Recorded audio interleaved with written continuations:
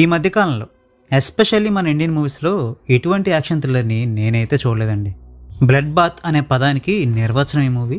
But at the same time action ఎపిసోడ్స్తో పాటు under current emotions కూడా ఉంటాయి. అండ్ ఆ ఎమోషన్ వల్లే ఈ మూవీ మనకి బాగా ఎక్కుతుంది. జనరల్గా ఇలాంటి మూవీస్ తీసేటప్పుడు చాలామంది చేసే కామన్ మిస్టేక్ ఎలాంటి ఎమోషనల్ ఆర్క్కి స్కోప్ లేకుండా యాక్షన్ సీన్స్ని డిజైన్ చేయడం. అలాంటి సీన్స్నే మనం మైండ్లెస్ యాక్షన్ సీక్వెన్సెస్ అని ముద్దుగా పిలుచుకుంటాం. బట్ ఈ మూవీలో యాక్షన్ సీన్స్ ఆ మాదిరిగా ఉండవు.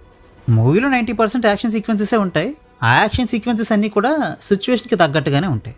ట్రైన్లో ట్రావెల్ చేస్తున్న ఇద్దరు సోల్జర్స్కి అదే ట్రైన్ లూటీ చేద్దామని వచ్చిన బందిపోటు దొంగలకి మధ్య ఫైట్ స్టార్ట్ అవుతుంది. సర్వైవల్ కోసం మొదలయ్యే ఆ పోరాటం ప్రతీకారం కోసం జరిగే పోరాటంగా రూపాంతరం చెందుతుంది.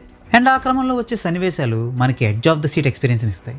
ఒక రకంగా చెప్పాలంటే జాన్ విక్ లాంటి మూవీని మన ఇండియన్స్ కొంచెం లిమిటెడ్ బడ్జెట్తో అబండెన్స్ ఆఫ్ టాలెంట్తో అటెంప్ట్ చేస్తే వచ్చే రిజల్టే ఈ కిల్ మూవీ.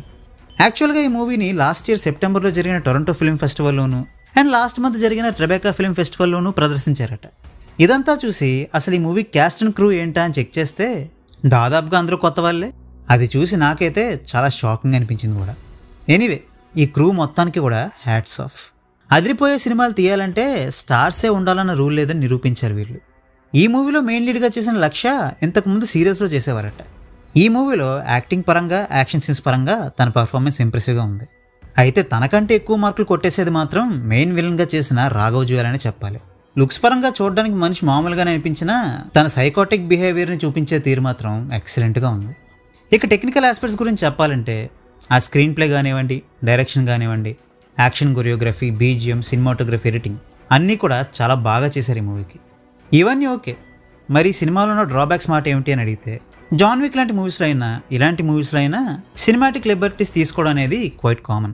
హీరోకి ఎన్ని దెబ్బలు తగిలినా ఫైట్ చేయగలగడం, మిగిలిన వాళ్ళు ఒక్క దెబ్బకే పడిపోవడం, ఇలాంటివి చూసి చూసి అలవాటు పడిపోయాం మనం. ఈ మూవీలో కూడా ప్రాబ్లం ఉంటుంది. బట్ ఆ యాక్షన్ సీన్స్ని తీసిన విధానం బాగుండడం వల్ల, ఎస్పెషల్లీ ఆ మర్డర్స్ అన్నింటినీ కూడా చాలా గోరీగా చూపించడం వల్ల వాళ్ళు తీసుకునే సినిమాటిక్ లిబర్టీస్ మనకి పెద్ద కంప్లైంట్ లాగా అనిపించవు.